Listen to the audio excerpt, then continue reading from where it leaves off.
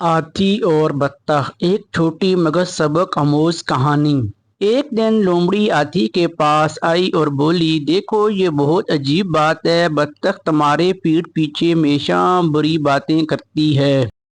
وہ تمہارے بارے میں جھوٹ پھیلا رہی ہے، اسے سبق سکھاؤ۔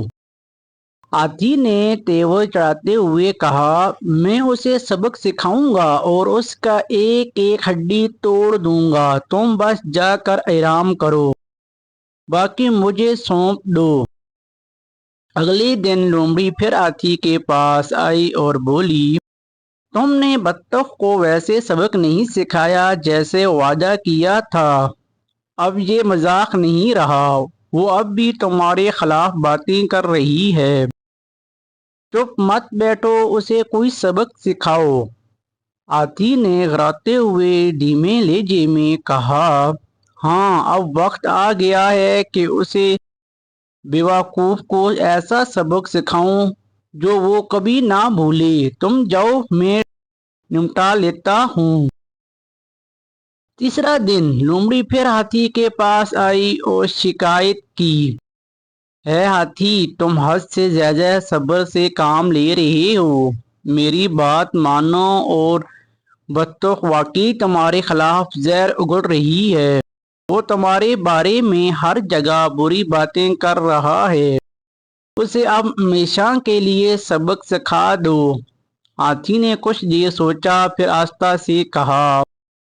ٹھیک ہے، اب میں اسے ایسا سبق سکھاؤں گا جو وہ زندگی بھر یاد رکھے گا، میرے لیے ایک کلاڑا، ایک بیلچہ اور ایک دراتی لے آؤ، میں اسے کاٹ کر رکھ دوں گا۔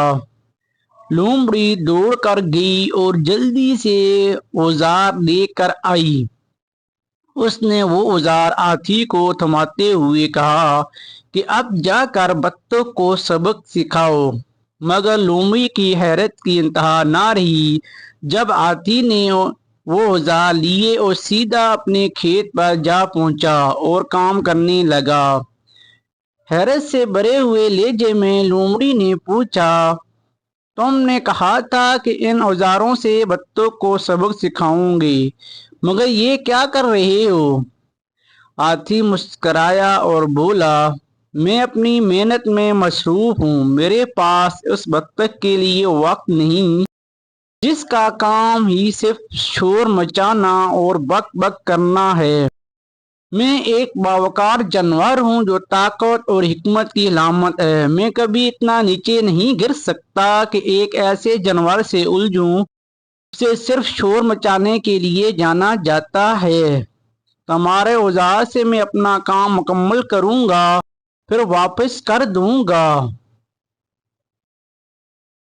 زندگی میں کئی لوگ بطخ کی مانند ہوتے ہیں،